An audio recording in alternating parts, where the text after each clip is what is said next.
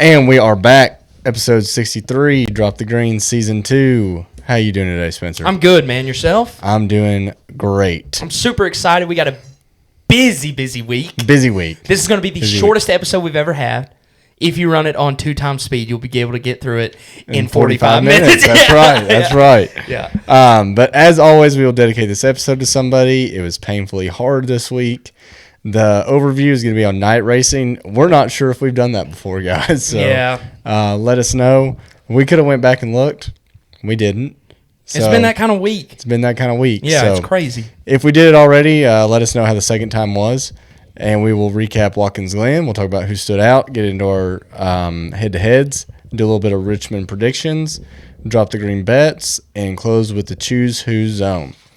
As always, my name is Austin. My name's Spencer. Let's drop the green. We're in the land of shining coal, back down that valley where the roosters crow, and a man defends his own. I got no problems if I stand alone. In the land of shining coal, back down that valley where the roosters crow, and a man defends his own. I got no problems if I stand alone. Let's get right into it. Stared at me weird. You doing all right? That scared me to death, honestly. I was listening to the song, thinking about what I was going to say when we came out here, and then you went, all right, and it scared me to death. We're moving it along today. We're moving it along. Yeah, move it. Episode 63. Like I said, painfully hard one. Yeah, it was, man. I had nobody. We have kind of done the same guy. We did do the same guy, and you did all the work. Yeah, and I'm telling you. First time ever. Okay. I have like maybe 5 things to say about him, but I will say, so I use that NASCAR man. He's got his own website, and he's got y'all should check it out if you ever have a chance, but every number in the Cup Series, or in NASCAR actually, he's like, here's how many races it ran, here's how many wins, your top 10s, here's a list of people that drove it. Heck yeah. So for 63, I can't remember the exact number, but I'm telling you it was like 124 races. The 63 Dang. Think about that. Since 1948. Yeah. They used to There race. has been over probably 700,000 races, maybe even more. That sounds good to me. Yeah. Yeah. It's a lot. So to think only 124, 0 wins. Yeah. And I think there was like half a top 10. So the 63 is not good. So He finished 11th one. Right, that's right. And then 9th, and then it was like he was encumbered. Yeah. But so we are going to do Jocko Maggiacomo Jr. I'm assuming this is a very Italian man. Has to be, right? Just hairy and, Italian. Good looking. Good looking. Yeah. Olive skin tone. Oh, God, yeah. Greasy hair. Mm-hmm. Yeah. But we're not profiling. We're not profiling. No. Or using slurs. So November 30th, there are for Italian people. We're not going to say them. Born November 30th, 1947 in New York. New York. Yeah. You got to snap out of it. We're going to keep rolling. Yeah, you're right. So his dad was a pretty accomplished stock car racer. Okay. Like locally. And Jocko decided to take his own little path and did a lot of like Trans Am road racing. Mm-hmm. Even raced for Penske and the AMC Javelin. I don't know if that's like the red, white, and blue one that's so iconic that Joey threw back to. For the sake of the story, we'll say it's that one. But he ends up wanting to try out NASCAR, mostly when they come run in the Northeast. Runs 23 Cup races. Dang. So I think all but one of those was in the 63 car. So he started racing for Jocko's Racing. I'm going to assume that that's his team. Yeah. Fair assumption. Yeah. And then he raced like one race in a different car, and then he finished out his career in Linro Motorsports. Not much to write home about. I saw that he ran 23 Cup races. Just kind of looking at his stats, he probably had like 15 D&Qs. God. So not a good mechanic. Probably not. Yeah. No. Because if he's Jocko Racing, right, he's building his own car. Not good engineers. No. And maybe it was him too. I don't know. So the only notable thing that I could find on Mr. Maggiacomo, was that it? Maggiacomo. Right? Yeah. Maggiacomo. Yeah. Maybe. Maggiacomo. Yeah. free salad, free breadsticks. But in 1988, he ends up T-boning a veteran driver by the name of Bobby Allison at Pocono. And Bobby Allison sustains injuries so severe. This is the same guy that rolled his car through the fence at Talladega, burst into flames, walked out. Away. However, on this fateful day at Pocono in 1988, Jocko Maggiacomo Jr. hits him so hard that it ends Bobby Allison's career. Yeah. Jocko ends up running another 2 races. He DNQs 1-2, I think, if I remember the Wikipedia stat sheet. Writes a book, New York Times bestseller. Really? I don't know. How but in I don't the know. world? I don't know if it was a New York Times bestseller. Oh, I feel like you they made all that are. up? I feel like anytime someone releases a book, it's a New York Times bestseller? So I'm positive. We need a book. We need a book, and this was a New York Times bestseller. Okay. But in his autobiography, he claims the reason he got out of racing altogether was the guilt of T-boning Bobby Allison and ending his career. Wow. So that's sad. It's more than Carson Hocevar can say about anybody he He writes. is not. He's tried to end some careers. That's right. Not as much as Austin Hill. That's but right. That would have been the better one to say. Yeah. Austin Hill probably celebrated. Yeah. But he doesn't have PTSD. No PTSD. No. And no remorse, really. No. But episode 63, this one goes out to you, Jocko Chicken Parmigiano Jr. I can't believe we just made fun of this guy the entire time. I mean, I don't know what else to say about the guy. Yeah. No, there wasn't any 63, so that's my guy too. It's I'm the thinking whole about episode. it 64. Unless there's someone I'm just not thinking of, I think that's going to be a tough one too. Yeah. I mean, we are getting in some numbers. 66 is doable. 67 we can do. Yep. 68. I don't know. 69. I'm going to have to start pulling up some iRacing stats for people. I know. 69. I think Greg Biffle ran a 69 truck. Car. Or truck, yeah. When he came back and won, so we'll do that. But not to look too far ahead. This week's overview, I thought we'd do on night racing, which maybe we've done before. It seems familiar. It does seem familiar. It seems one of those things we've talked about in passing.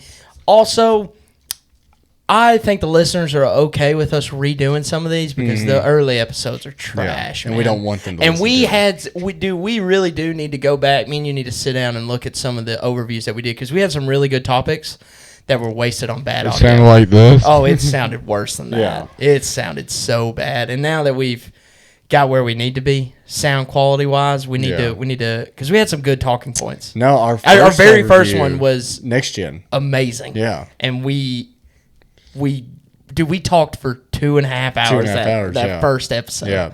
And the prep was 4.5 hours. Yeah. Yeah. I brought a dinosaur of a computer over there. It was crazy. Yeah. But anyway, back to night racing. Just a few bullet points. I just want to get, first off, your feel when I say night racing. And we're talking cup racing, obviously. Yes. Yeah. It's the best feeling in the world when you see the biggest stars on the stage at night. There's a build up to it all day. That's incredible. You can sit down. To me, it is the closest thing that we get to football in racing. It's a good comparison. It is the best thing. There's when a football Saturday comes on, you're so happy. You sit down at noon here, 11 o'clock Central Time, and you watch football all day. You can kind of do that with night races in the Cup Series because they normally do the Xfinity race still on that Saturday before. You can watch that, get primed, drink some beverages, get all lubricated, lubricated up to watch the big guys do it on the big stage, and I love it. I think it's one of the best things that our sport does, and I think we should tap into it more, especially in the season where there's no sports on. Yeah, we need to put these things on prime TV time, and I think it would have been perfect to do in the streaming age. We could have made those any time that we wanted to, and we stuck to that 2 o'clock on a Sunday afternoon, which not that it's a bad spot, but it's not the same as Saturday night at 8 o'clock. Yeah, it's not. So I echo everything you say. The two things that I think are really cool about night racing, just to go on top of that, not all tracks, but like we'll see it this weekend. We'll see it at Bristol, but the flames out of the tailpipes. Yes. Awesome. Yep. And then just the pop of the colors on the cars, on the lights, just such so a difference. cool. I think there's so many schemes that look so much better in the nighttime that we never get to see. Yes. Yeah. Never get to see. I agree. So that's pretty much why we think it's cool. Saturday or Sunday. So the thing about night races and why we see a little bit less of them on Saturdays is the ratings are not there for whatever reason. And I know it's hard for us to relate to that. Yeah. Because I love them. Yeah. Kind of frees up my Sunday, and we're kind of past the point of going out on I am of going out on Saturdays.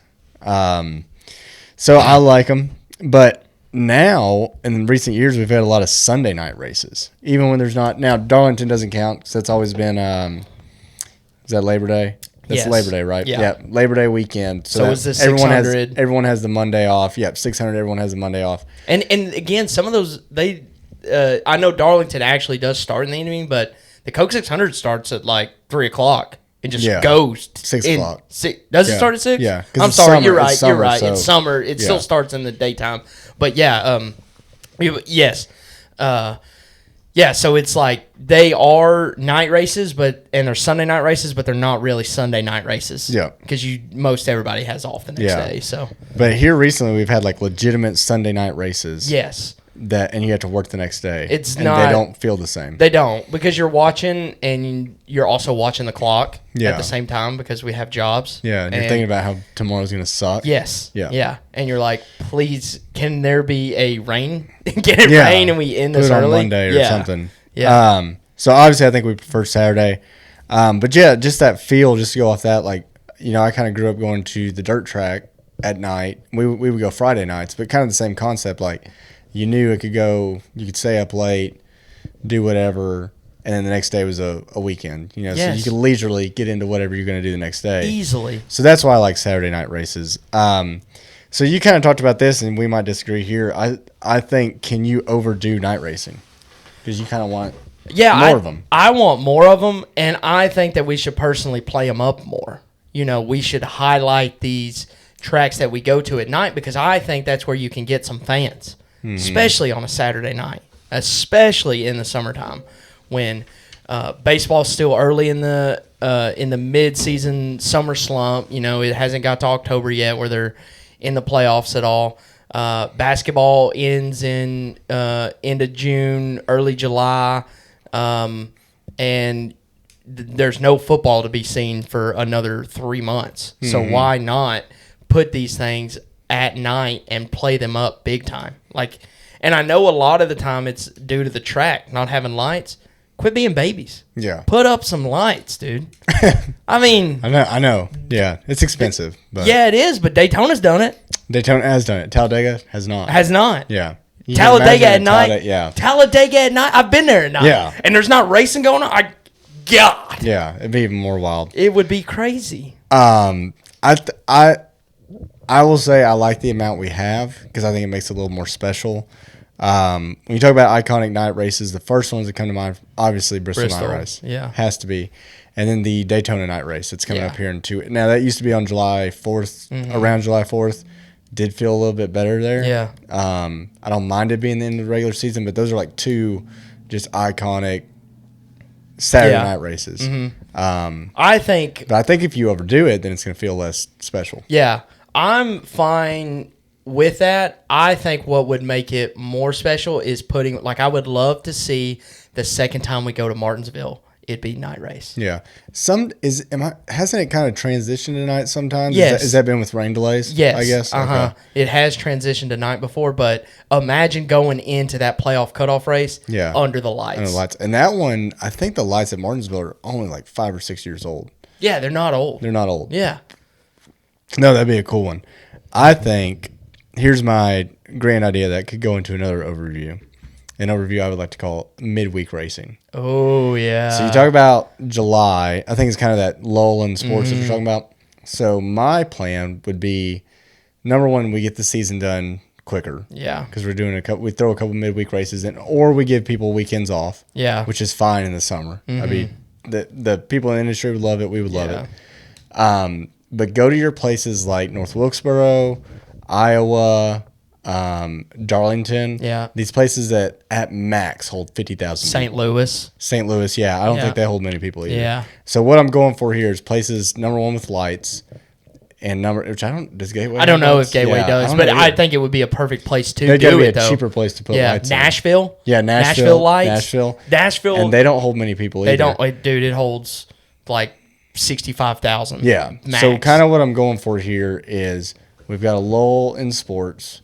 We're going to do a midweek race, so obviously attendance is going to be a factor. Yep. So you pick a place that's smaller attendance anyway, that you always have diehards come. Like Iowa, I think you could have that at any time, any place they're always going to pack that place. Yep. Same with North Wilkesboro. And you have Wednesday night races in July. That would be fun. And I think that would feel so cool. That would. And I mean, you're not I don't think there's any Wednesday sports on in July. No.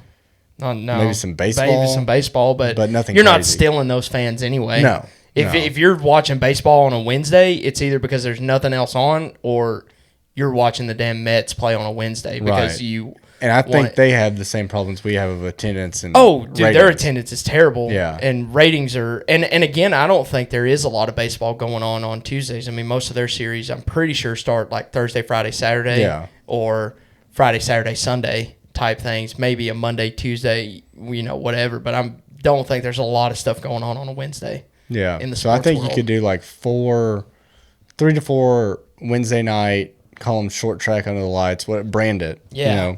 NASCAR is foreign to that concept, but brand it, build an identity around it. Kind of what SRX did. Yes. On Thursday Night Thunder. Yes. Yeah, which was a play off the old ESPN Thursday Night Thunder. Mm-hmm. Which was just so good. Good. If we would have just got more. If somebody would have picked it up, that wasn't Fox. Yeah. Well, the last year SRX was in business, it was on ESPN. That's right. And that's when they went to Thursdays. Yes. Because they wanted to bring the Thursday Night Thunder back. That problem there was just like bad management of what SRX was. And, dude, they did not have superstars. No. And then they ran out of superstars to the point to where Cup drivers were just like, well, we don't get to test. We're just going to come here. Yeah. And destroy everybody. I mean, I remember one, it was like Brad and Kyle, I think it was Berlin and Michigan. Dude, they were like 3-4 seconds ahead of everybody else of our superstars. It's like they're not superstars. No. I mean, they're old, washed up. Yeah. And then they would go, not to get on SRX overview now, but like they would go to dirt tracks like Eldora, and Tony would just wax the field. Yeah. So that's neither here nor there, but that's kind of my idea. I like that a lot. Okay. You have mentioned that before of weekly racing.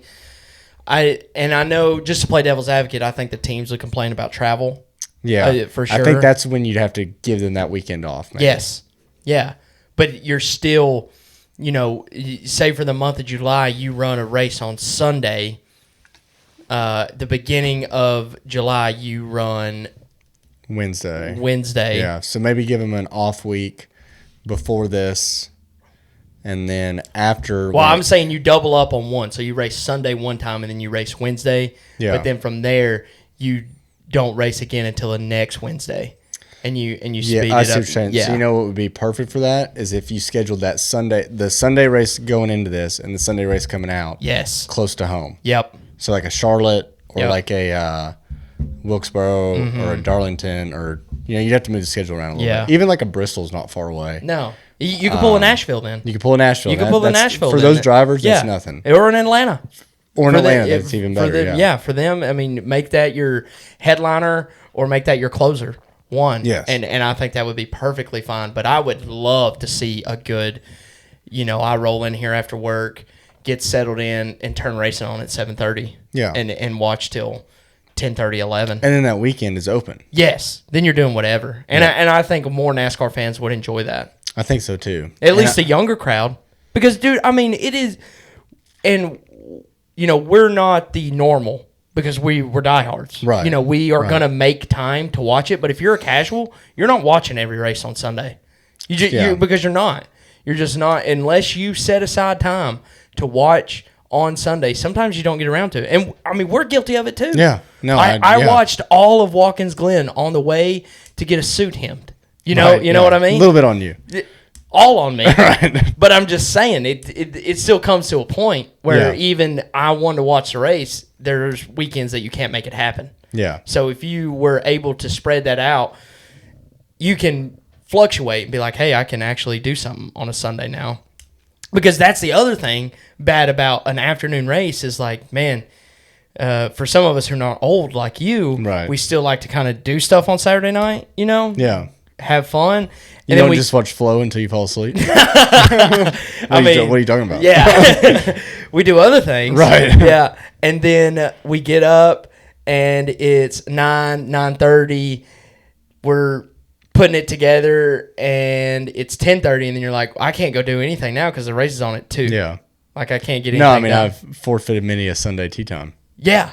Yeah. We've had to. Yeah. Because we'll be like, dude, let's go play golf on Sunday. Do they have anything at 8 a.m.? Yeah. No, they don't. Because then we're like, oh, we can't play golf at 2 because we'll miss the whole entire race. Yeah, can't even play at 10 because then you're cutting it close. Then you're cutting it too close. Yeah. So, no, I think the Wednesday, I think it would also have to be on, what is it called? Like, not network. Is it network TV where like everybody gets it? Is that like a CW Cable. or a, Yeah. well, cable's like you have to pay for, like a ABC, Fox, like network. something network. Because I don't know if you've seen this, and then we'll end on this, I guess. The Xfinity Series races, ever since they've been on CW, are hitting 1 million or more watches. Yeah. And I think it's just because it's accessible. I think I don't that's think it's part of everyone says, I know where you're going to go. I know. I think. Everyone's like, Xfinity's so much better. Everyone's watching. No, dude. It's because it's everyone has it. Yeah. Everyone has it. But, I mean, not everyone has Fox. No, everyone has Fox. I know. Like regular Fox. Everyone has NBC. No, no. Yeah. But they're not putting cup races on those. They're putting cup races on USA, Fox Sports 1. They only put certain races on Big NBC, Fox, Big NBC. Yeah. Yeah, everyone does have CW. Yeah, everyone has CW. I'll give you. I'll take that. Yeah, everybody has CW. I think it's because it's in a weird spot because most fans do think that Xfinity racing is some of the best racing. I think the ones that say that couldn't name you 5 Xfinity drivers. That's fair. And I don't think they're. Yeah. I don't think they're going out of their way to watch it. I think it's more accessible now. Okay. I'll buy it. But I will argue with anybody like 5 reasons why Xfinity racing is better, and it has nothing to do with the car. Yeah. Okay. I'm not. The car is some of it. Yeah, the car is some of it, but they have less horsepower. That's a whole nother overview. It is. Yeah. But I just want to say they have less horsepower than the next gen car. Yes, they do. And how many people that say it's better even realize that? Probably 20%. Realize that. Might be shooting it high there, I think. Okay, wow. I think. Okay. I think. And I think most people that drive about cup horsepower don't I think it's also like you get the casual fan to watch. Do we have some scrubs racing Xfinity that do some crazy dumb things? And that's what makes it better. Yes, I know. To the naked eye. Exactly. Yes. To the naked eye. I mean, when you saw what happened to that freaking number 11 car this weekend, that's right, yeah. You would be like, that was the greatest race I've seen. And I mean, I think that's where a lot of those people come from. I'm sure I buy that. Dude, if me and you took our trucks that are outside and we raced around this block, I promise you it'd be more entertaining than any motorsport that's broadcast on TV. Yeah. Because we don't know what they're doing. Yeah, we don't know what we're doing. No, my truck doesn't have brakes. That'd be so fun. Exactly. Yeah, that'd be fun. And that's half the people in Xfinity. They don't even know they have brakes. No. So, I don't know how we got there from there. But night racing, good. We're going to a night race. And I'm excited for it. Yeah. It's kind of, dude, it's the highlight of my weekend. Is it? Okay. Well, you're not going to get to watch it. Yeah, I'm not. We need to figure that out. Thinking about maybe bringing a TV. I have to ask. Okay. You want me to bring this one? Seriously. Yeah, you can. It's a smart TV. Yeah. If it has Wi-Fi. Okay. I don't mind bringing it. Yeah. I'll bring it to your house on Friday. Wi-Fi. Yeah. Okay. Do that. Okay. Yeah. I will. We'll discuss. Okay. We'll discuss. We'll ask the venue Friday. No, we won't. Okay. we're not asking permission. No, they're cool. We're not asking. We'll ask for forgiveness, not permission. Okay. You know? It's fair. Yeah. I mean, you're paying for it. So. Yeah. Watkins Glen recap, good race rating. Yeah, man. Dude, it's tough because I think road courses do have a special place in this sport. And this being this is number one on the list, I think, of historic. You can put it up there with historic NASCAR tracks. Personally, they've been racing. It's been around. They have been racing at this one for forever. But I gave it a 5.7. And I think I tried to stay off NASCAR social media as much as I possibly could because I knew watching it that this was going to be one of the worst ratings that a race has ever had on that. What did Jeff Gluck-Poll get? 24%. Yeah, I knew it would be terrible. I tried to get really as minimal feedback as I could and just base it off what I saw. There was some strategy involved. But it was still, I don't know why it felt the way it did, but it just didn't feel, it felt clunky a little bit, if that makes any sense. It felt clunky. It felt hard to watch. Like it really did. Like I felt, and I think a little bit of that was the broadcast. Probably. This was NBC's second race? Second or third, yeah. Second race, because they were at Iowa. Yep. And then they were here. Sounds right.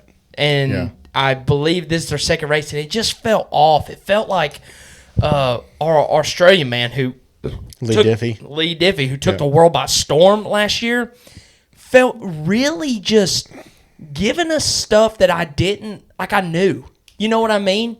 Like not that he stumbled over words or said anything, but like, and maybe I'm being critical about it. I probably am being critical, but it just, when he was talking, I was like, Lee, shut up, man. Dude, just be quiet. We know I think he was doing his job of trying to make it interesting, and I just wasn't buying in because we knew the end result. Right. If that makes any sense. That makes sense. That makes sense. These races have gotten to the point of these road courses of where, dude, we know who's going to win.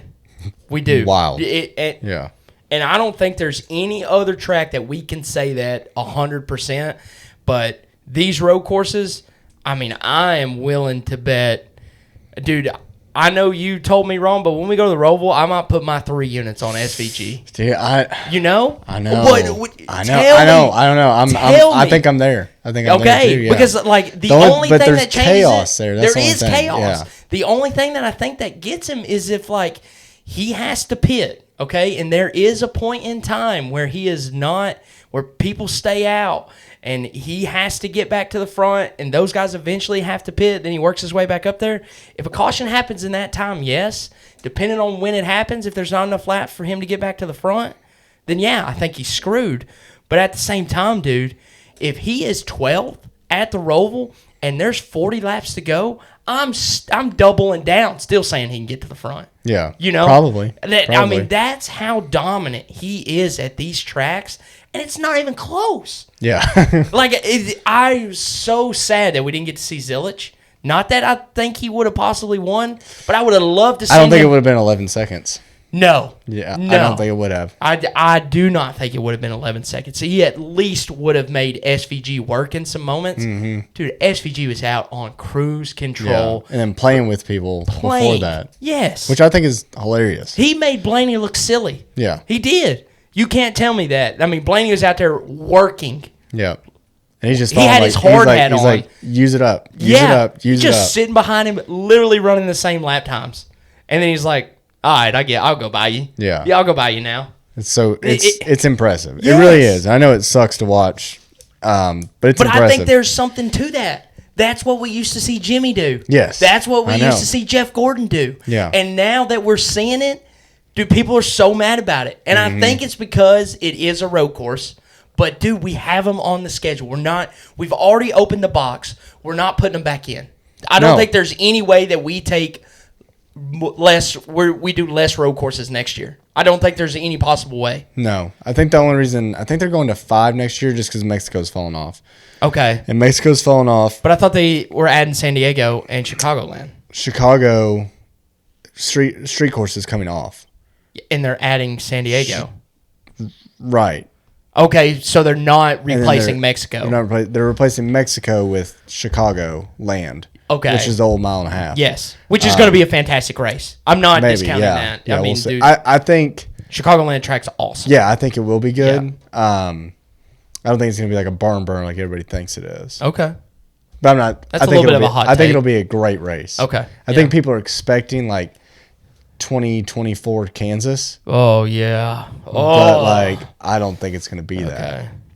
Because I don't even think Kansas now is 2024 Kansas. No, but they keep getting smarter. And the story that's since why 1948. that's why I think it could be that, because no one's raced at this track in forever, and it'll be like True. The next babies gen has walking not for been the on first it. time. The next gen's They've not never been on on it. Never. That's right. They've never been on it. The last race there was with the Gen 6 car that Kyle Larson ran the boards. I think you'll be able to. I think in this car you'll be able to run 2 different lines pretty well. Now, I mean, I don't know that for certain. I'm not an engineer. Yeah. But dude, they can make that high line work, and you can run the bottom early in runs, and I think it'll work its way up. So I envision like a Blaney running the bottom, a Joey Logano running the bottom, and just working everybody, and then a Tyler Reddick, a Seabell, a Larson just working. That'd be amazing. Yeah. No, I hope that's the case. Okay. So I gave it a 6-1, Watkins Glen. Okay, so we weren't far. So we're not far. I did think it was hilarious, so I did look at social media a little bit. People were griping about this race. Whatever. It's a road course race. In my opinion, on road course races, and there are exceptions here, it's either going to be like the truck race and the Xfinity race was, a little bit of a shit show. Yeah. Or you're going to have a straight up race. Yeah. We got a straight up race. There's really No. only maybe 2 examples you can give me that are in between that. Yeah. And that just is what it is. And I don't really want a shit show. I don't either. So just give me like a 2-hour race that booms over. That was the other thing. Dude, it was over quick. Fine. Yeah. Like if it's going to be. They don't race enough laps there for me personally. Yeah. What did you want to see more of that? I mean, the thing. you're right. Not That's of the thing. that. Like, yeah. Not of that. Let SVG win by 11 If seconds. there was then tire we're done. fall off, though. But there was. But that's what I was going to bring up. So I saw a bunch of fans griping, and they're like, there was no passing. Yeah. And then there's all these people who are like, well, Seabell passed 20 people. Yeah. Such and such. There's like Carson multiple. did it. Yeah, there's multiple examples, and all these people were like, yeah, if it wasn't for a tire advantage, people couldn't even pass. And it's like, isn't that what everybody wanted? That's what people have been griping about for forever. Thank you. Yes. So if fans ever wonder why NASCAR never listens, it's because y'all don't know what the hell you want, and you don't know what the hell you're talking about. Yeah. We had passing. I mean, there was a reason Bubba finished 8th. Right. Yeah. Comers and goers. Yeah. On tires. Mm-hmm. Take it where you can get it. Yeah. It's just tough when you're highlighting the first guy, and the first guy looks like he is racing on nitrous. Yeah. He's not human. Yeah. He's not human. He's not. So let's talk about how good SVG is. You asked me this, I think Sunday. Yeah. I think it should. I haven't seen anyone talk about this, and it just blows my mind. Well, then ask me. Is SVG the greatest rookie we have ever seen? And I think it's tough. I know. I really think it's tough. I see your points that you're about to make. It's hard to make this argument without sounding like I'm discrediting what he's doing. Yeah. Amazing. Mm-hmm. Best road course driver we've ever seen. Yeah. By far. Hands down, no debate. His oval performance has gotten a ton better. Yeah. A ton better. Yeah. But he's not an oval guy. No. Right? And so I don't think he'll ever be an oval guy. No, I think he could, if he stays around long enough, he might be one of those guys that could run like top 5 on some good days, have some things happen, and maybe get an oval win. I think he's like in that Suarez spot on an oval. Yeah. Personally. That's his peak. Yeah. You know what I mean? Yeah, that's a good point. Yeah. I think that's so his maybe peak like on an oval. I think Indy he ran really well. Yeah. There's something about guys that come from other disciplines that are really good at Indy. Mm-hmm. So maybe that's because it's an oval, but it's a weird oval, man. Yeah. You almost have Very four. technical. You almost have 4 straightaways. Yes. Because you make and it's flat. Yeah. And it's just like I don't know. There's something weird about it. I think it's hard to call him the most impressive rookie ever when you have people like Jimmy Johnson and Tony Stewart that came in and won 3 races on ovals. And they weren't like completely out to lunch on road courses. It's not like they were winning ovals. No, yeah. And then finishing 30th. 30th at a road course. And I understand that SVG's not finishing 30th every week on ovals. But he's it's finishing hard. back here with Ty. Yeah. He is. And I mean now, and I would think at Richmond, if he doesn't wreck, which he does do a lot of, which so does Kyle Larson. Yep. So it's hard to, once again, it's hard to fault him for finding the edge. But I think Richmond, like top 15 maybe, and that'd be a spectacular day for him. So that's where it's hard for me. I'm like, I think, obviously generational road course talent we've never seen. I'm sorry. Go ahead. Finish your thought. But like if the oval stuff's not there, it's just hard to, like, is he the most impressive NASCAR rookie we've had when that's 80% of our schedule? Now, this is my devil's advocate to that. Do you think that not that him personally, but do you think that he really cares the way the format is? You see what I mean? No. Because he wins a race, dude, he's locked in. Yeah. He knows he's going to get 5 more tries at a road course. Probably going to win them all. Yeah. As he's looking like he's going to do. You know, he won the first one at he didn't win COTA, but he won the next one, which Mexico was the next one, because then we had like a ton of road courses. Yeah, we did. Right back. Yeah, we did. I think it may have been Mexico, but whatever he did, and now he's about to he's rattled off 3 in a row. He's won 3 in a row. This could be the 4 in a row. 4 in a row. Yeah, because he missed COTA and then he was won 4. The now next he's 4 won 4 road courses, and he's going for 5 in a row. Do you think that possibly the ovals for him are just bye weeks? Does that make any sense? It does make sense. Because if I'm his team, like, dude, not that discredit him, but we're just going to build him a car and let him race. Yeah. I think that's a really good point, but I will say as much better as he's gotten on ovals, I think he does care. I think he doesn't care about a championship, to be honest. That's fair. I think he's having so much fun. I think he likes the challenge of ovals that, like, the road courses are just... I mean, he knows I think if you asked him, he's very humble. He's like, that's like his bye week. Yeah. Yeah. And it looks like a bye week to him, does. because he knows he's going to win them. I think it would be really fun to see him have a challenge in a road course, and I think it'd make him even better.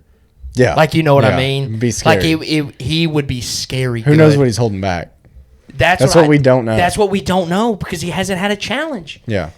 I would love to take his average over the 4 road courses he's won by his win margin, add those all up, and I don't think it would be curious to see how much if we took like the whole season of the ovals in the win margin and how close they would be. I mean, I think the oval win margin would be way larger. It would be larger, but dude, 11 seconds. Yeah. We haven't seen that on the oval. It was like 15 at Mexico. Yeah, we haven't seen that on the oval all year.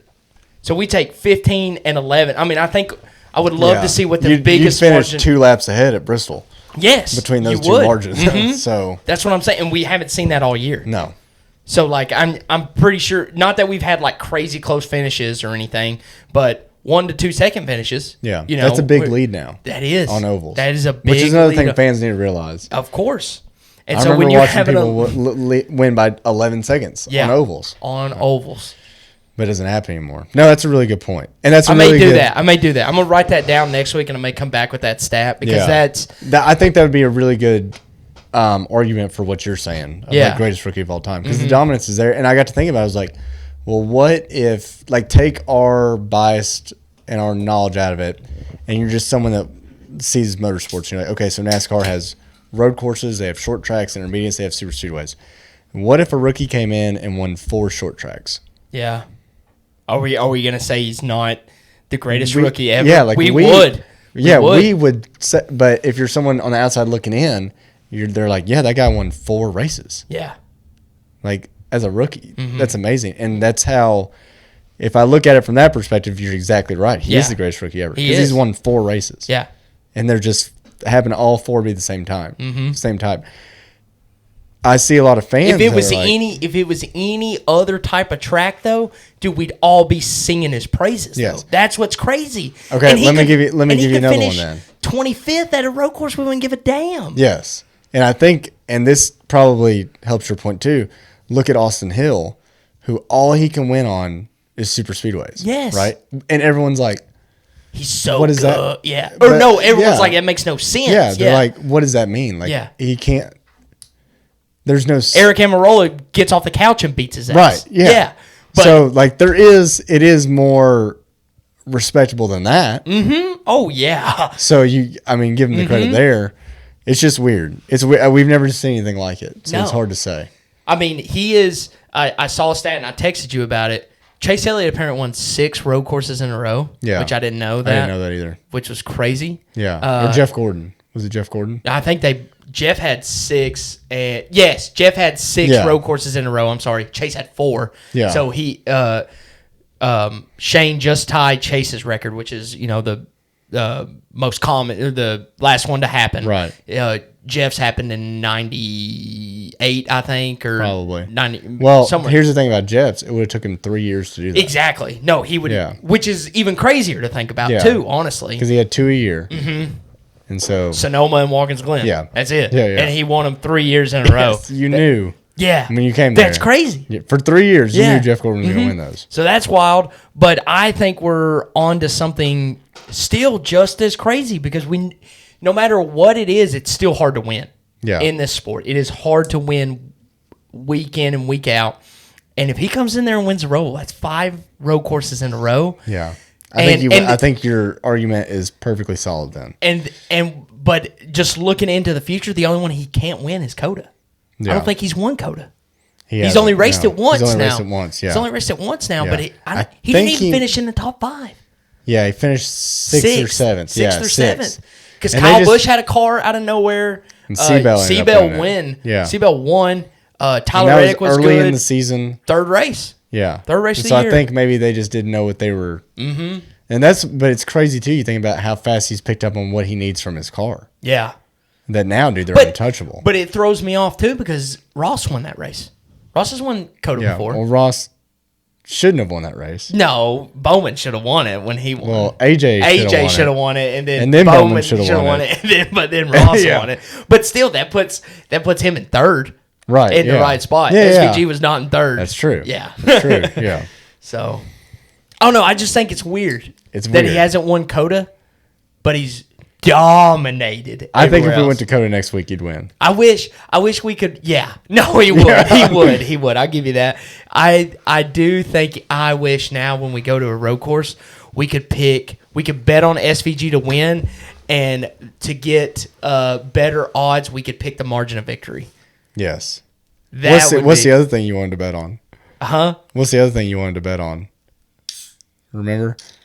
No. Kyle Larson wrecking. Oh, yeah. Yes. Dude, I texted you in the middle of the race. I'm glad you brought this up. Kyle Larson has this brake issue. Yes. As Kyle Larson does at a road course, apparently. Right. Goes down 15 laps, okay? Completely. And Cliff Daniels is slobbering. Yeah. Completely forgot about him, dude. Yeah. And for some odd reason, I don't know why I noticed this, but I'm looking, and I was looking for the little time thing. I was like, what? It's got to be by SVG's name. Yeah. And I didn't see place. it. And then in 37, dude, I see Kyle Larson with the fastest lap. And I'm like, this is ridiculous. Yeah. If Kyle Larson wrecks, he is getting the fastest lap. Every time. Yeah. If I could bet on that, I would. I would take it every week, because there's a 50-50 chance he wrecks out.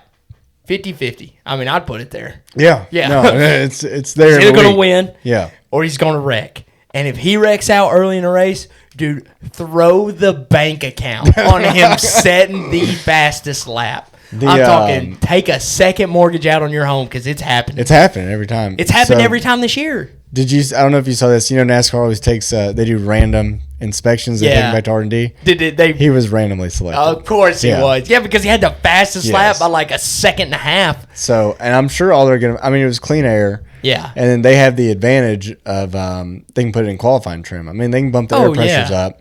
He can run that fastest lap, but he couldn't run 10 more laps. He'd be all over the place. Yeah. He had no handling in his car. So, but no, it's crazy. And it's weird. So now he's got 2 points from doing that. No, Cliff Daniels is a genius.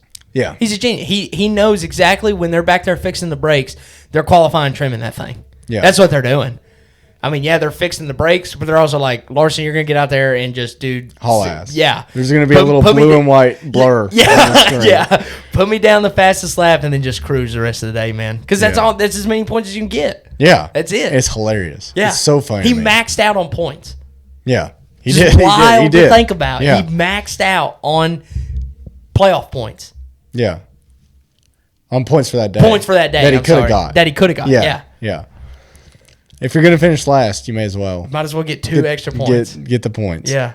All right, let's do a little bit of Xfinity stuff. So let's do the last bullet point first. Yeah. Austin Hill terrorism continues. Yeah. What do you think about that? The first thing that comes to mind is he did that on purpose. Right. It does because it's Austin Hill. It feels like a middle finger to NASCAR for him getting suspended for Iowa, not being able to race, and he comes out there and he left rears another guy. Yeah. Right? He didn't right rear him. He left reared him. Because they were going into turn. They were coming 6. out of the turn. Yeah, he left. They were coming out of the carousel, and then he is on the out. If you're it would have technically, I guess, been a right hook because I think would the next turn be a right hander? The next turn's a left hander. Oh, really? Right? Because I'm pretty sure you saw when I remember watching it, I remember the cars coming towards me, and I think they're making a right-handed turn, and I believe that would be turn 6. Okay. And then when you have turn 7 that goes back to the right because they come off the carousel. So it's the bus stop. You go through the S's, the bus stop, and then you go through the carousel, which is the long turn there, and then they're coming through that straightaway, and literally just he gets right into the wall to the right. I think that's how it happened. Yeah. Am I?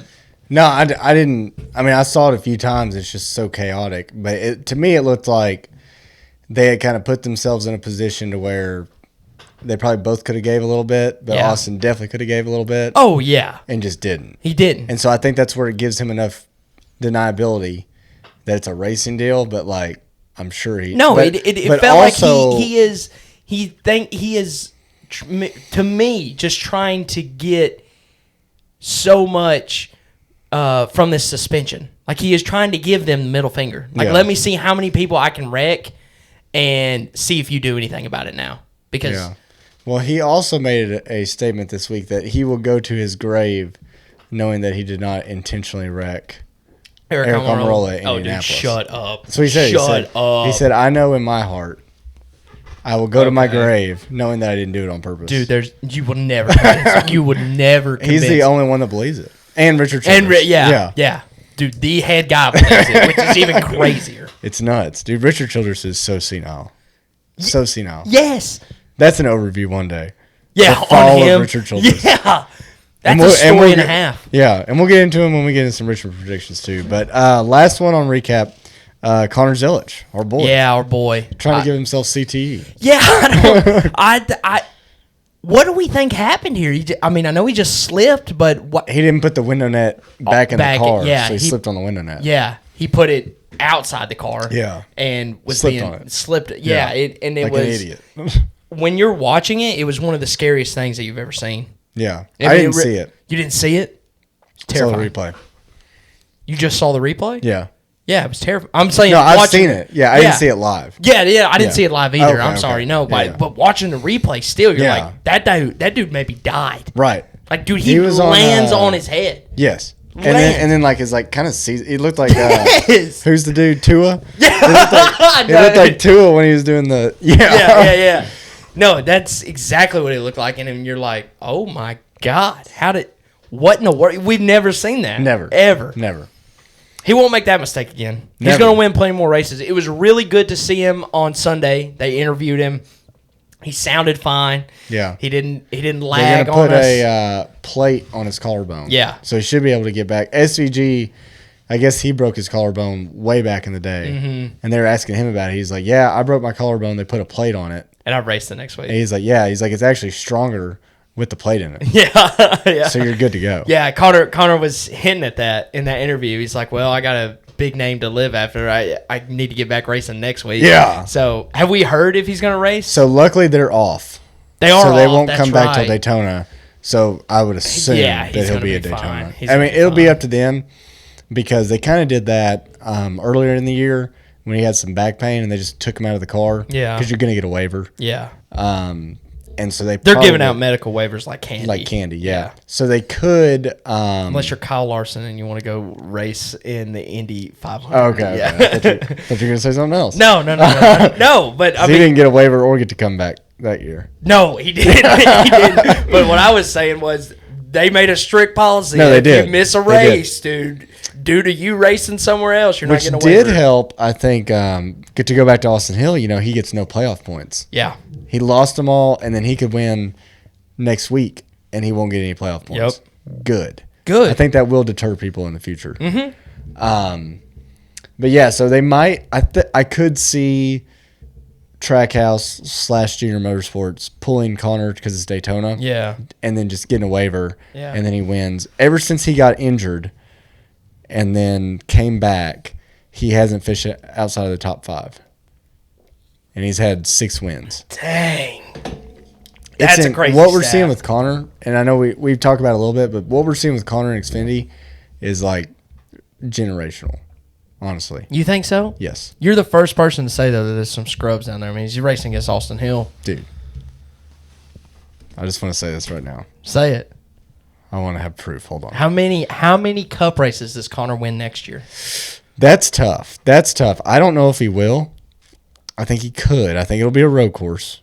But I think You think he vests okay, SVG? SVG at some point has to have bad luck. Yeah. He has to. He has to. It has to happen. It could be mechanical. Yeah, no, you're right. Completely out of his If it's realm. mechanical, though, you know what I think also happens to Connor is it's mechanical. Could be. You know what I mean? It could be. They're racing for the same team. Could be. We've seen it, dude. We've seen that so many times with JGR. Like where Yes. mechanical issues happen, where Toyotas can't figure out how to cool brake rotors, and they just burst into flames. It's true. It's true. I mean, that's what cost Christopher Bell a championship, possibly, is JGR not knowing how brakes work. Right. And they still don't. They still don't. They still don't. We've seen that. So, March 23rd of 2024, Connor Zilic made his first start in Truck Series. Yeah. I kind of made a long tweet about it just for The record. the record. Yeah. But it basically ended with something along the lines of, yada, yada, is Connor Zilic the new Jeff Gordon? Oh. And then, Have you compared a Busch Series stats to Xfinity stats? yeah, with it's Connor? hard because Jeff wasn't in the best Busch Series car, but he had a few wins. Okay. And then he didn't win like He probably 6 wasn't there long either. No, he was Not there like one Connor's been season. there. He was for Bill Davis Racing. He won like Yeah. a couple races, and Rick Hendrick's like, Get up here. get up here. Yeah, yeah. And then it took Jeff, his rookie season was 93, and he didn't win that year. He wrecked a ton of cars. Yeah. A ton of cars. And Different then, car, too. Yes, different car. Hard, very hard to drive. Yeah. And then 94, I think he won like one race. Okay. I think he won the Coke 600 was his first win. Wow. And then 95, he won the championship. Yeah. But it took him a little bit of time. So Connor comes in next year, 2026, wins a race. I think I think he has a. Yeah. It's crazy. Yeah. Wins a race. Are we putting him up there with the Jimmies and the Jeffs? And I mean, If he wins a race, yeah. If he I'm wins a comfortable. race, I'm comfortable doing that. I'm comfortable doing that, especially if he wins an oval. Yes. Like again, no offense to him, but if he wins a road course, I would love to see what happened to SVG. You know what I mean? Yeah. Like yeah. I would. And just, maybe he beats him straight up. And if he it does, makes it so much easier. Makes it so much easier to put him on that list. But if SVG, like we said, is eventually going to have some bad luck. I mean, it's going to happen. Either if it's a car, if he's passing live traffic and somebody does something stupid in front of him, get caught up in something, it's going to happen eventually. Yeah. And then Connor wins that race, probably still deserved it. You know what I mean? Yeah. Like he could have Yes, gave SVG yes. a run. Had to be there. Had to be there. But at the same time, if he won like a Darlington, that would go. That'd be insane. That'd be unreal. That'd be insane. Unreal. I'm so hype for Connor. I can't wait to buy good Connor merch. Yeah. If you know well, what it's I not mean. announced that he's going to Cup yet. Okay, dude. Yeah. Just saying. Yeah. All right. We don't know what he's doing. Yeah, we don't. Technically. Technically.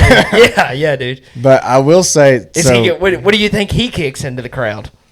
What does he slam on the ground? He slams his head on the ground. I don't know if you know, but that's his victory celebration. He pulls out a collarbone every time it smashes it. He puts a magnet on the plate on his collarbone. But I will say, so one of the times I wasn't on here this year, y'all were talking about Zillich, and Colby brought it up that we were at a bar, and it was that race that I tweeted that. Yeah. And it was actually Coda is where he was at. And Connor, it was his first ever time in a NASCAR truck. And we'll do a backstory on Connor sometime. Actually, we can because we're going to do 87. Yep. But first ever time in a NASCAR truck, he sat on the pole by like a second. Jesus. And so me and Colby were at a bar. We just got done golfing. And I'm like, dude, I'm talking. You know me. When I'm on something, I'm on it. Yeah. And I just like, I won't let it Colby's go. never heard of Connor Zillich. He's like, you don't know. Yeah. And I'm like, dude, I'm telling you. And the race is about to start. They go down into turn 1 at Coda. Connor blows the corner, hits the wall. Oh! So I look like the biggest idiot ever. And Colby, I know, we all know Colby really well. He is roasting you. The whole time. Yes. So long story short, he doesn't get bad damage. I mean, he's a little bit damaged. He went head first into the tire barriers or whatever was there. And or maybe just a runoff. Maybe he didn't even hit anything. Long story short, he drove all the way back up to like 5th after multiple green-white checkers. And like at one point he's running like 4th. They have so many green-white checkers he has to pit for fuel. He still finished like 5th. Oh, my God. And I'm like, dude, but he would have won his first. Yeah. He sat on the pole by over a second. That's insane. And then he comes into Xfinity and he wins ovals too. And I'm like, yeah. No, he's the real deal. He's the real deal. He's a real deal. He wanted to go F1 racing. Yeah. He probably should have. Yeah. And now, I don't know, maybe with that F1 American team, maybe they steal him if they pay a bunch of money. Maybe. But do you, I mean, I don't know much about F1. It's probably not going to be a winning team. No.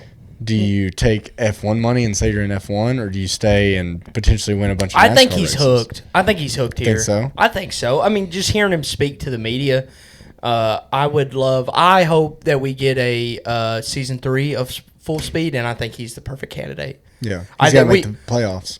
Yeah. Yes, he does have to make the playoffs. I think he will. Yeah. I think he has a potential to not easily has a higher percentage than probably anybody but SVG to win a road course. Yeah. I think you'd agree with that. Yeah. And then his percentage on ovals, I would agree, as far as Trackhouse goes, is like right behind Ross, if not like even. You know what I mean? Like, no offense to Ross. I would love to see him at Martinsville in a cup car. Yeah. Which is basically just a round road course. Yes. Flat, heavy braking. Heavy braking. Like, I feel like one day he'll be like the new Jeff Gordon of Martinsville. Yeah. 9 wins or something crazy. Yeah, something crazy. But, all right, enough of that. It's a good short episode we're having here. Yeah. Yeah. Standouts, head-to-heads, SVG Suarez. Guess who got this one? SVG. So this week I can make the argument that I was making last week. Yeah. Because I think all these are right. Mm-hmm. These are right. 10 to 15. Yeah. So he's brought it within 5 races. Incredible. He's got 12 more races. Yeah. Correct? And SVG is clearly out to lunch. Yeah. Not in the meetings, not finishing well. So does SVG... Or you mean Suarez is out to lunch? Yes. But Suarez still got a good finish this week. I think he finished top 10. Did he? Dude, I'm like, let me fact check that. He could have. Let me fact check that. I thought he finished like 27th. Or maybe I'm just used to him finishing 27th every week. This is winner 7th. Did he really? Yeah, he really did. Let me make sure that was the right race. Suarez. Yeah. Suarez finished 7th, yeah. Wow. He wasn't. Okay. I thought he ended up having a good finish somehow. Yeah. But what was our Suarez bet on the wheel then? Top 5. Top 5. Yeah. Oh my God, dude, that would have. Yeah. Did you write it down? You wrote it down on your old that sheet. sheet is. It's right here.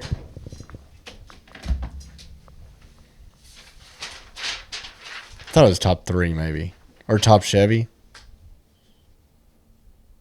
Top 5. Top 5. Mm-hmm. Wow. Yeah. Missed it by 2. Wow. I wish I didn't know that. Let's just move on from that. Because that's frustrating. That is frustrating, but it was one of those just. It felt like a Daniel Suarez day. Like if we know Daniel Suarez, that's how he kind of is. Like he will just somehow show up and he had a Bubba Wallace day who finished right behind him. Yes, it's crazy too. Both 23-11 cars in the top 10. Hadn't heard them all day, and the next thing we know, they get a top 10 in a hot pink car. Yeah. Cindric got it 14-11. As close as this one is, it doesn't feel exciting anymore. I know, because Barry's just been so bad. He's been bad. He has. He's been, and there's no other word around it. I'm the biggest Josh Berry supporter there probably is out here. Yeah, I don't think Cindric's doing a ton better most of the time. No, but he's. I mean, we're doing head to heads. Yeah. If you're finishing 21st and your competitor's finishing 23, that's a win, man. You know. So people were griping about SVG being down so far in points and being in the playoffs. Yeah. I'm pretty sure last time I checked, he's like right behind Josh in regular season points. Yeah. Wow. Like one's like 25th and one's like 24th. And no one's bitching about because Josh, he won Las Vegas. Right. Yeah. That's what I'm saying. I know. Because that goes back to your point where you mentioned if a rookie came in and won 4 short tracks, we would think he is a god. Yes. A god. We wouldn't say a word. And then another guy wins 4 road courses. And I'm like, come on, man. By at least 10 seconds a and piece. You can't finish 17th on an oval.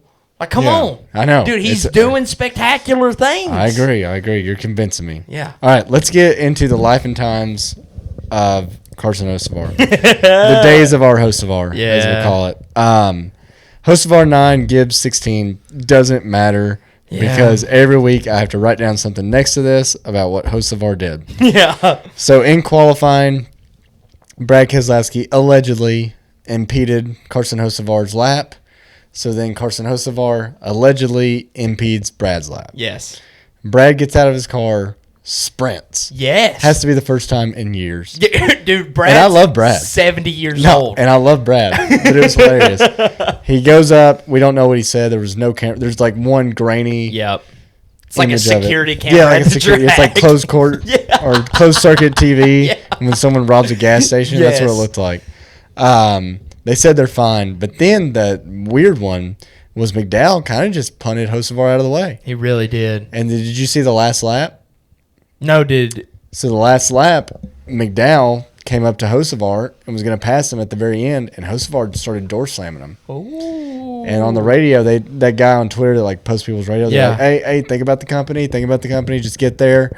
And they crossed the finish line. He's like, at least tell me I passed him. And they're like, yeah, you did. He's like, good. I don't want to talk to him. I don't want to hear from him. Don't let him near me. Wow, that's what Hocevar said? That's what Hocevar said on the radio. And then Hocevar would wipe the floor with Michael McDowell. That's wild talk, dude. McDowell's a big boy. Dude, McDowell is a big boy, but Hocevar's fiery. It'd be a good one. It would be a barn burner. But we would never see it. We would see it. We would see it on Paramount Plus now. Right. You know? Yeah, because the UFC doesn't have pay-per-views anymore. That's correct. So that one's interesting. I guess they still haven't talked from what I read today, I think. I would have loved to have been in that meeting. Good Monday meeting there. Yeah. Good Monday meeting. Yeah. And then I guess he let Zane Smith go at the end of the race. Yeah. Mm-hmm. And then walked up to Zane and was like, hey, no, doesn't make up for it, but there's more where that comes from. So he's like, at least a little aware. Yeah. And what's so funny is the only person that I've really heard talk about this driver-wise is Denny. And, of course, he has his podcast. And Denny is, like, really hating on this Hocevar stuff. And I'm like, dude, if you really are, dude, you need to go up to Hocevar and say something. You know what I mean? Yes. Yes. Even though you haven't personally had a run-in with him, take him under your wing. Be a fucking bro.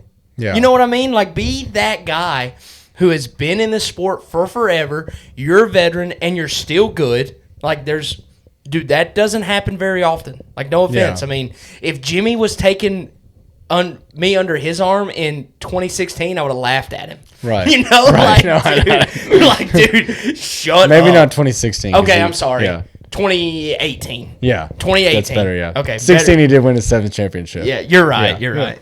I know you don't believe that happened.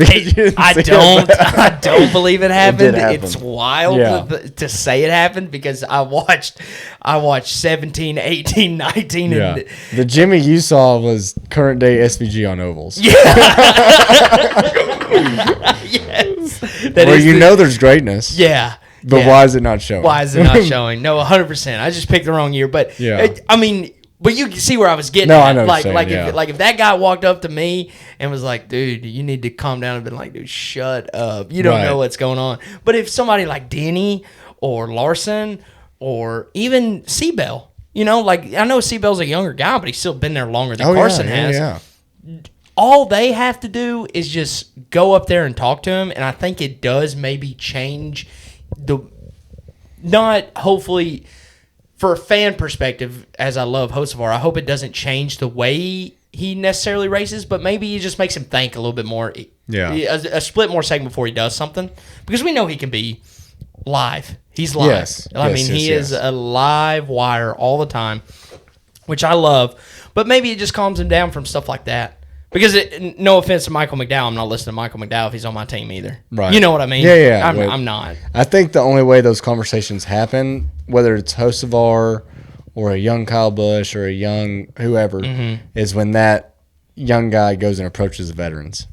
It's not the veterans' responsibility to. You're right. That's a good point too. Yeah. It's not. It is not their responsibility to babysit the rest of the field. Right. If Denny has a run-in with him, then they might have a different but similar kind of talk. But until then, it's just like I think I put Denny in a weird spot.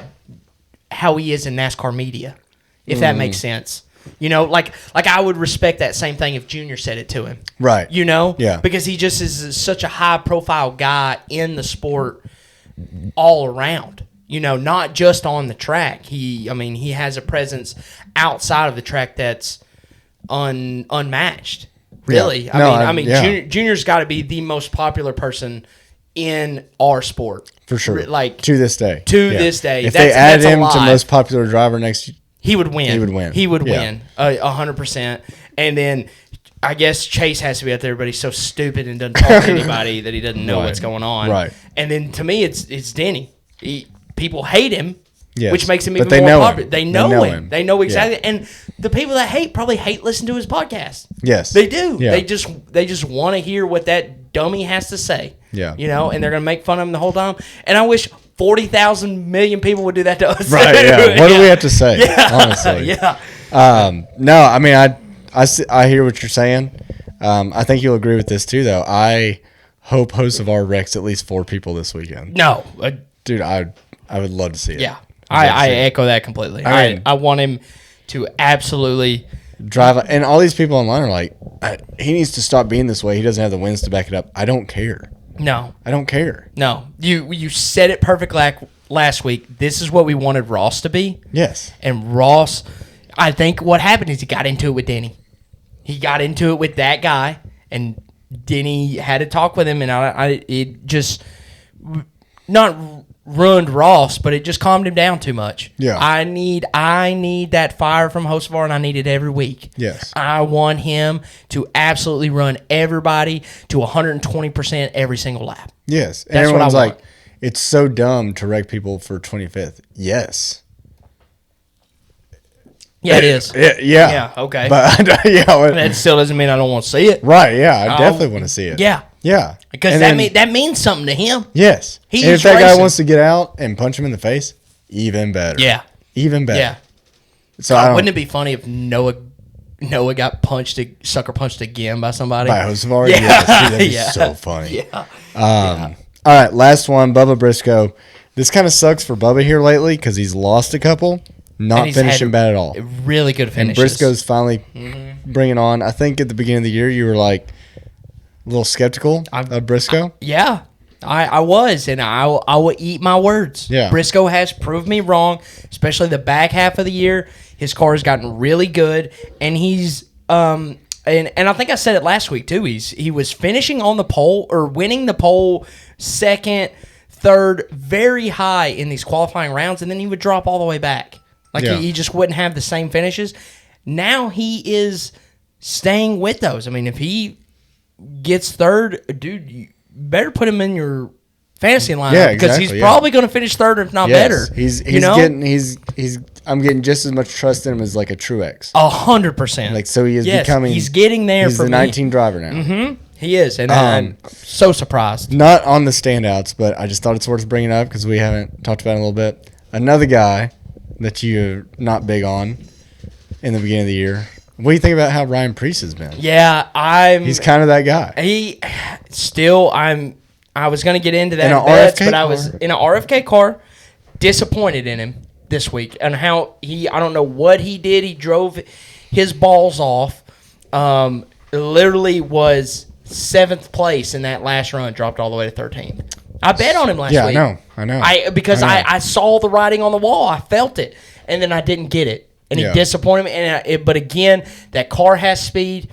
I am not completely sold, but I'm buying in more to your Martinsville prediction. I'm not even close to saying he's going to win. Okay, I'm not there yet, but I am about 99% sure I'm going to bet on him for a top 10.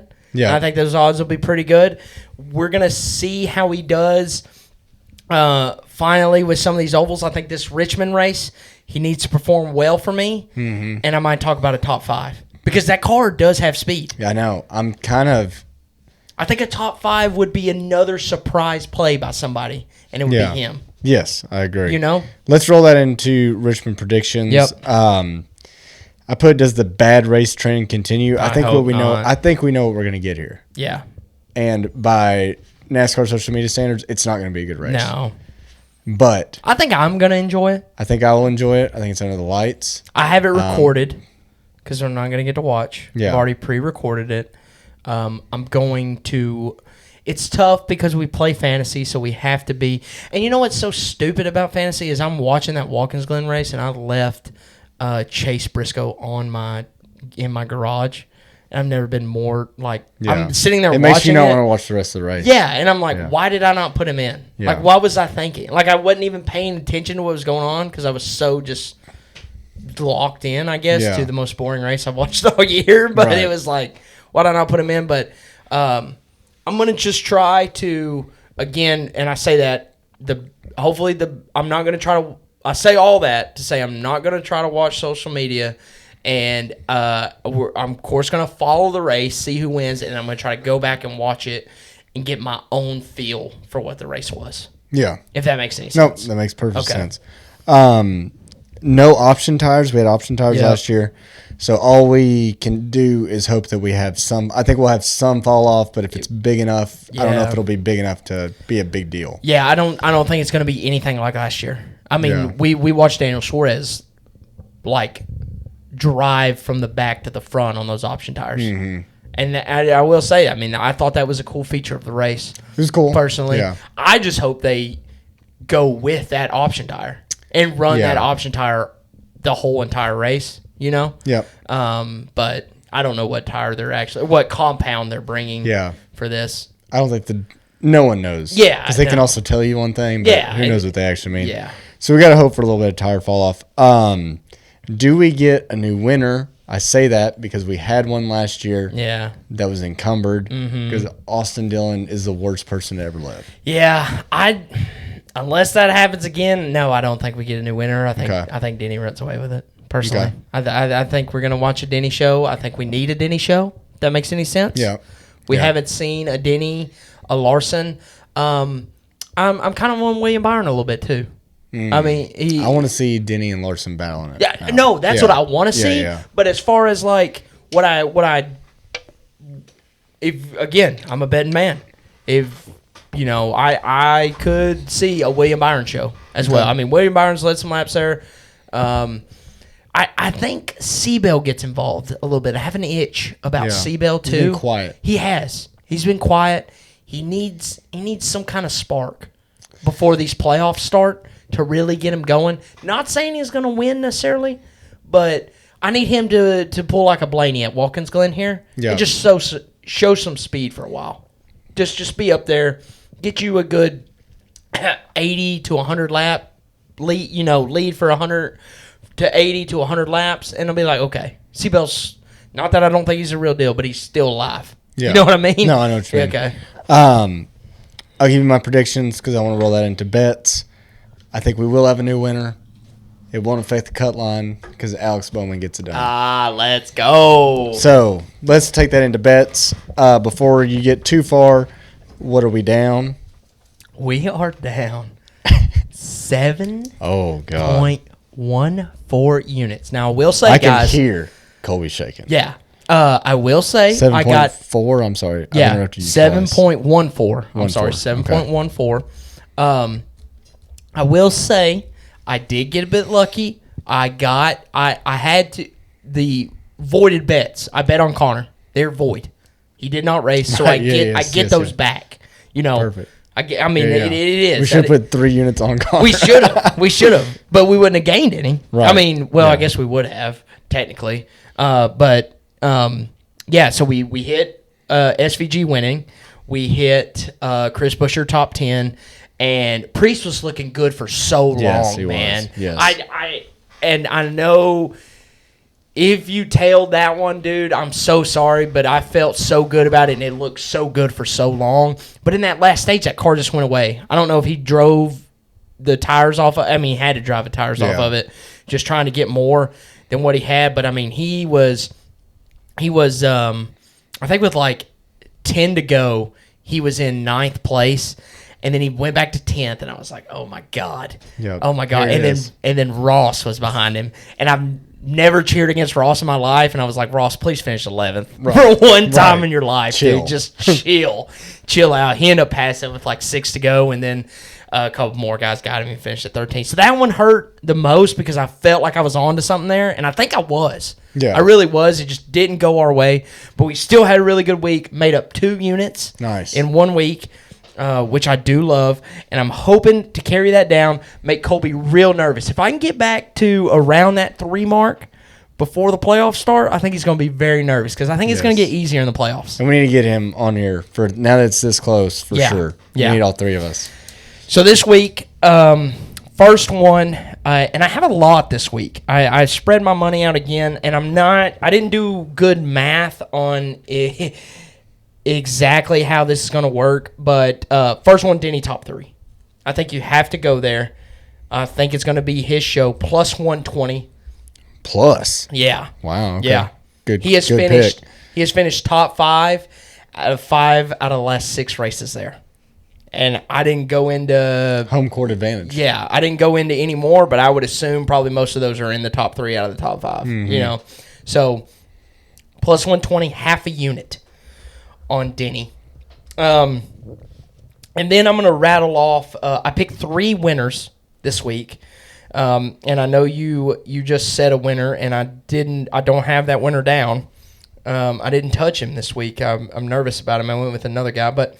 My 3 winners, quarter unit apiece, Larson, Seabell, Denny. I mean, that's who I think realistically wins this race if nothing crazy happens. Unless Bowman has a car, you know. Yeah. Yeah. Denny is plus 400. Seabell's plus 450. And then the best odds on Larson we've ever gotten at plus 750. I've never wanted a Larson win more. You usually got to be at Daytona to get that. Yeah, you do. I've never wanted a Larson win more than I do this week, personally. I hope for your special weekend that you get a special Larson win. That's my plan. Yeah. That's my plan. I'm going to will it into existence. Yeah, I want it to. Yeah. I want it to. Plus 750, quarter unit apiece on those 3 guys. Then last one, I've already hit on him a little. Not my last one, but another one. I've already hit on him a little bit. Willie B, top 5. I think it's a Willie B day. I think he is going to lead some laps. Not quite a Seabell 80 to 100 or a Denny, leading 250 or whatever, but I think he has a day, and I think it's just a solid Willie B day. You know how those go. Oh, yeah. Those are, he is going to have a chance to pass somebody on pit road, maybe make an early pit stop, get some speed, something, and he's going to finish 5th, 4th, or 3rd. I mean, I just think that's Willie B's day right there. And he is top 5, plus 150, full unit So this is my, Nice. I went full unit. I need Willie B to have a great day. And then my last half unit, I split it into two. I think these guys are going to be good. I went JB, Josh Berry, top 10, and Carson Hocevar, top 10. Separate bets? Separate bets. Okay. We're going to bet them straight. Plus 135 each. They're both at plus 135. I think we're getting more value with Hocevar there. Yeah. We really are. I think he has shown the speed, and he's just more consistent than Josh has been this year. But I still think Josh can get it done. Like, I maybe that's bias. I'm still a big fan of him, but I feel like he had a really good finish here last year in that SHR car. That was garbage, and there's no reason why he shouldn't finish better. And granted, we haven't seen that. But again, we've been in a weird time in the season, where we haven't gotten finished out of him. He needs to make a statement before the playoffs. I think this is it. Night race at Richmond, short track, get it done. Yep. Get it done. With you. Yep. So that's my 1, 2, 3, 4, 5, 6, 7 bets this week.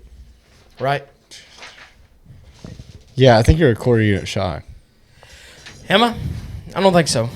Let me do some. You got a half unit. 1, 2. Your winners were a quarter unit apiece? Yeah, I picked 3 winners, quarter unit apiece. Oh, I'm sorry. I didn't name my last top 10. Okay. Didn't name my last top 10.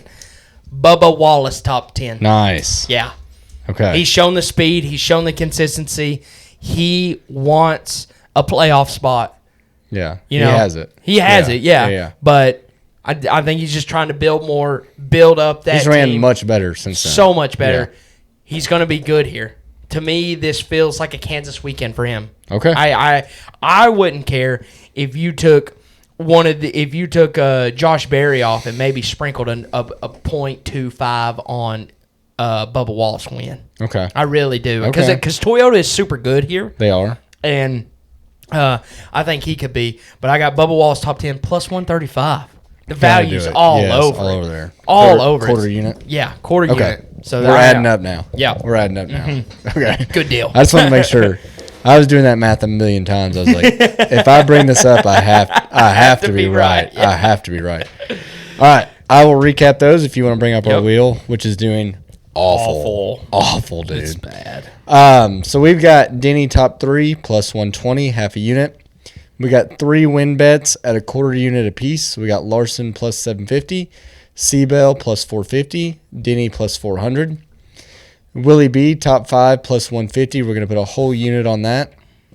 And then we got Josh Berry top 10 plus 135, a quarter unit. Hocevar top 10 plus 135, another quarter unit. And then we're going to round that off with a Bubba top 10 plus 135, quarter unit. Feel good about all those. Do you? Yep. We Okay. need Denny to win to sweep. Yeah. Yeah, I mean, or to me, if one of the winners. Oh wait, no, we can't because we. I mean, no. If out of those 3 guys, if one of those guys wins and everything else hits, I think it's a sweep. Okay. Yeah, I mean, No, I'm with you. It I'm has with to you. be a sweep. I mean, I did pick 3 winners, but Yeah. still, I'm pretty sure my math is correct on the 3 winners. If one of them win, I at least recoup the 3 quarter units that I bet. Yeah. I How did. scared do you think Colby is right now? I don't think he's worried yet. I need a big weekend this weekend. I think and if then- you nickel, I mean, 2 units a week is not I know. hurting you. No, that's big gains. I'm looking for like half a unit a week. Right. Because I mean I still have 12 weeks of the season Make them left. sweat. Make them sweat. Yeah. Because again, if I could get 2 more units this week, we go to Daytona. I feel very confident in my strategy at Daytona nowadays. Harrison Burton's out, so I don't have to worry about that nonsense. And dude, you get me to the playoffs, dude. I'm betting Blaney. I'm betting Denny. I'm betting Larson. I'm betting all these guys in the playoffs, and I think it's going to be a lot tougher. I mean, dude, again, he didn't say there's nothing. If I get to around 4 units, dude, I may just start betting Denny Hamlin top 10s. Yeah. I mean, dude, I'll put a 3 unit on Denny Hamlin top 10. What are you going to say about it? I mean, I may make. Right. It's the game. It's a game. Because Denny Hamlin this week for top 10 was minus 750. Okay? But you make money. Yeah. And I'll put 3 units on that son of a gun. Right. And ride it all the way to the end. Ride it. That would be Just a fun bet. Colby. What? Watch out. Yeah, I've already picked out my diecast. You can get it from a guy named Noah. That's right. That's right. Yeah. I don't know if that one's for sale, but Everything's for sale for the right price. that's right.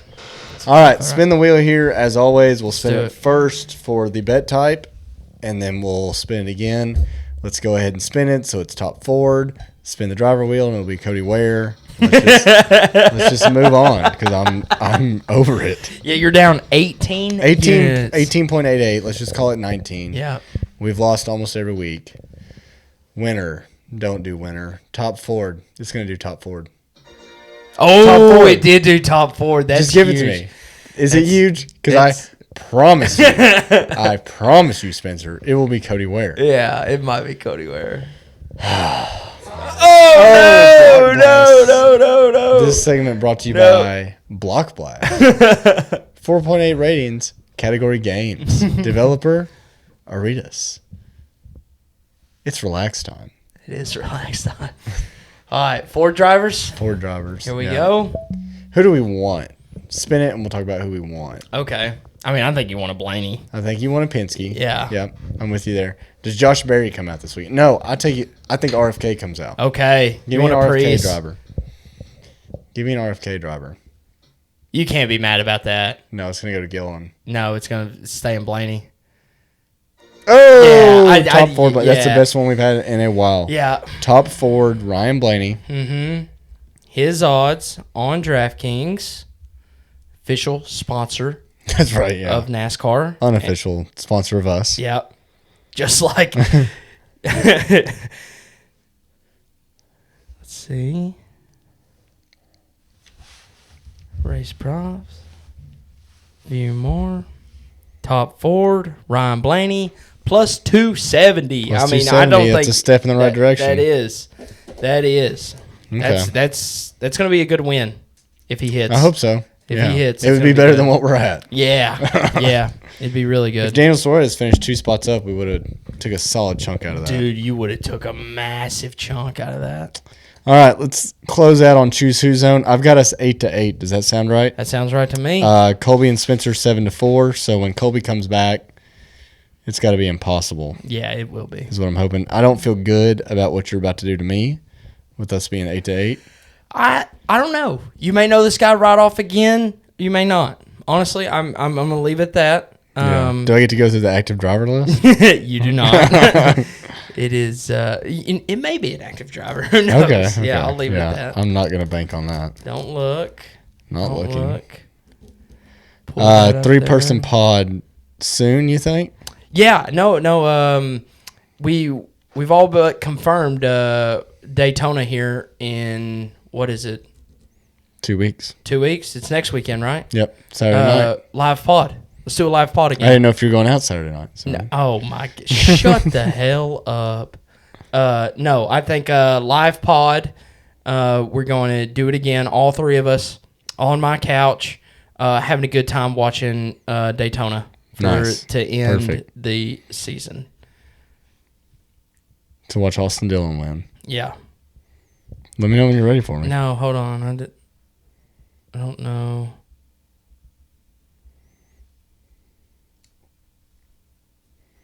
Don't look. Yeah. Not looking. Okay. Do you need to make it still? Is that what this is? No. Oh, God. Okay. You can look. Okay. You're good. I was pulling him up here on my phone so I can answer questions. All right. If you don't know the rules of the Choose Who Zone, there are going to be 3 facts, 2 questions, 3 total guesses that Austin gets. And he can trade guesses for questions. So your 3 facts this week are: raced 1 Cup Series race in 1984. 2-time Busch Series champion, 22 Series Busch wins.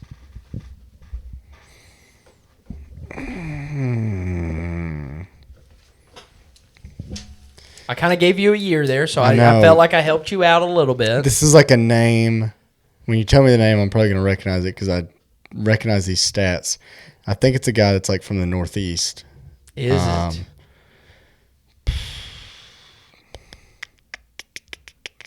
Who was he racing for when he won his last Busch Series championship? He was racing for Thomas Brothers Racing. Does that help you? No. Okay, good. I don't know why I asked it, Yeah. to be honest.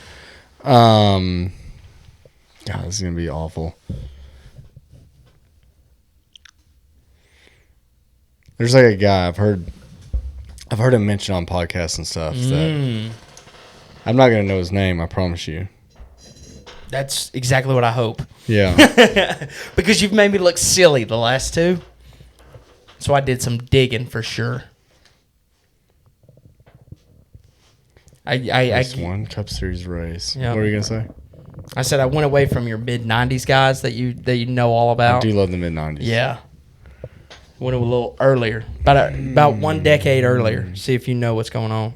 I clearly don't. Yep. This is a weird time. This is when you had some guys like this that You did. just stayed down in that lower level. Mm-hmm. That kind of popped off.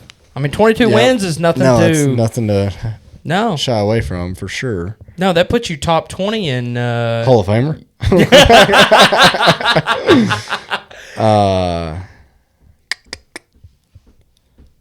Man, that's killer.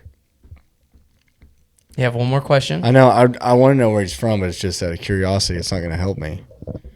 I'll tell you. I know You you ask will. it. I know Okay. you will. I know you will. The one Cup Series race, like, more just interested in who that was for. Also not going to help me. Okay. What's this guy's first name? Denied. I don't think a number would even help me here. Where's this guy from? Because now I'm just curious. I'm not going to get it. This guy is from South Carolina, Pamlico, Pamplico, South Carolina, Pamplico, So it's not. Pamplico. So this has got to be some guy that's a big late model guy. Came into the Busch Series. Was probably a big late model sportsman guy, if I had to guess. Which doesn't help me. I'm just thinking that out loud. I don't even think I can guess on this one without just feeling foolish. Mm-hmm. Okay. There's no way I would ever know this. I mean, maybe. There's no way. There's no way I would know this. Okay. You're giving me that look like I should know it. I don't know if you know. Dude, Did you know the name before you? No clue. No clue. Yeah. Like the letter K is popping up in my mind. Yeah. His last Rip name it. starts with a K. Rip it. I don't know what that name would be. Like a Keller, maybe. Kenseth. Not a Keller. No, he's from Wisconsin. I think you got me. Just give it to me. We went long enough.